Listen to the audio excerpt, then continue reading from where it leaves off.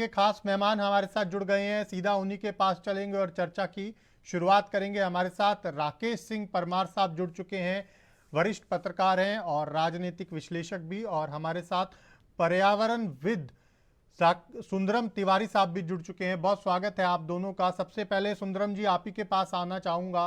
ये जो समस्या दरअसल इतनी बड़ी हो रही है, क्या कारण है कि तमाम राज्यों की कोशिशों के बावजूद भी ये समस्या कम नहीं हो पा रही? जी नमस्कार, धन्यवाद आपका। जैसे पहले कई बार चर्चाओं में मैं कह चुका हूँ आपके ही टीवी पर कि यह कोई जी। आपातकाल में आई हुई कोई समस्या नहीं। हम्म। इसके ऊपर सरकार को पूरे समय ध्यान देना चाहिए। जब सरकार ने 17 सदस्यों की टीम बनाई थी हम्म। कि दिल्ली सरकार ने कि इस पे देख-रेख के लिए, तो मैंने ये तब भी यही कहा था कि हमको इसको बड़े लंबे समय के लिए देखना चाहिए जी। कि पूरे साल की हमारी योजना क्या होनी चाहिए। अब सरकार आरोप लगाती है कि आसपास के किसान पराली जला रहे हैं। हम्म। जैसे आम आदमी पार्टी की सरकार अब पंजाब में भी, तो आम आदमी पार्टी की सरकार अगर पंजाब में है तो क्या पंजाब के किसानों से चर्चा नहीं कर सकते? या अपने हरियाणा में है तो हरियाणा की सरकार से चर्चा कर सकते हैं? हम्म। क्योंकि इसको राजनीतिक रूप और रंग ना देकर हम्म। आम लोगों की जो समस्या हो रही है, जो अगर आप हॉस्पिटल में जाएंगे तो जो छोटे नवजात बच्चे हैं उनको कितनी सारी अस्थमा की समस्या हो रही है, और जो बड़े लोग हैं उनकी आंखों में जलन और गले में समस्या हो रही है। केवल इसको राजनीतिक रूप से न देखा जाए, केवल एक हम्म। शॉर्ट टर्म के लिए देखा जाता है।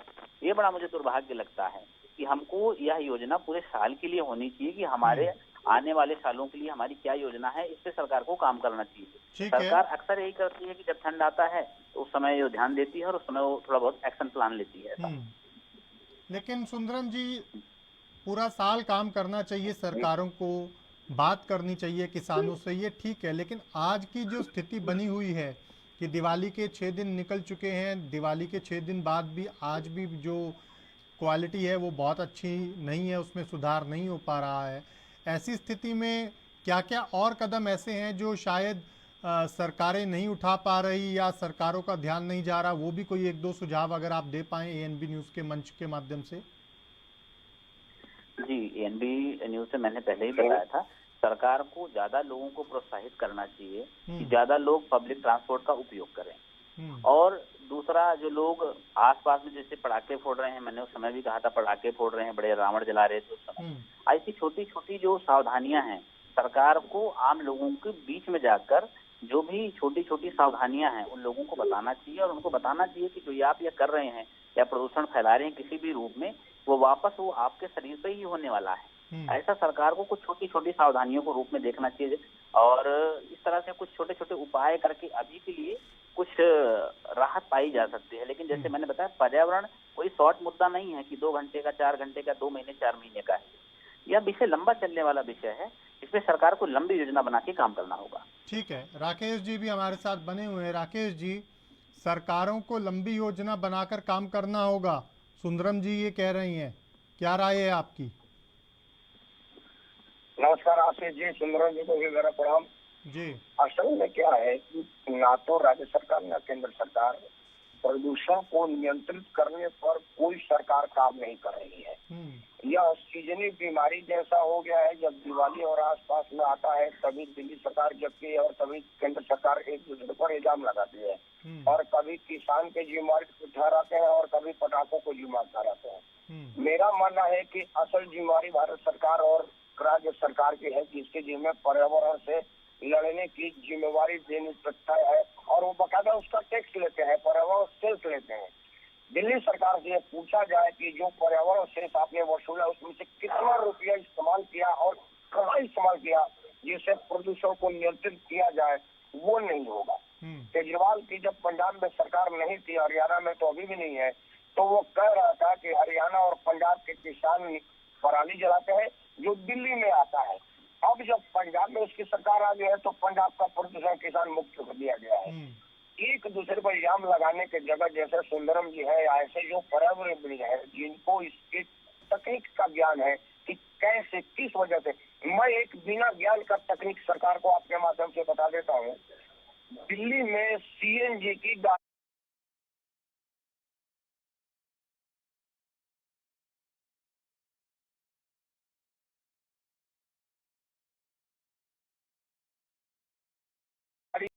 प्रचुर मात्रा में हो गई है। जिस वक्त सीएनजी की गाड़ी बड़ी, दिल्ली सरकार और केंद्र सरकार ने डबल दाम कर दिया सीएनजी का। अब लोग क्यों सीएनजी में करेंगे जब 5-7 रुपए का पेट्रोल में अंतर आया है?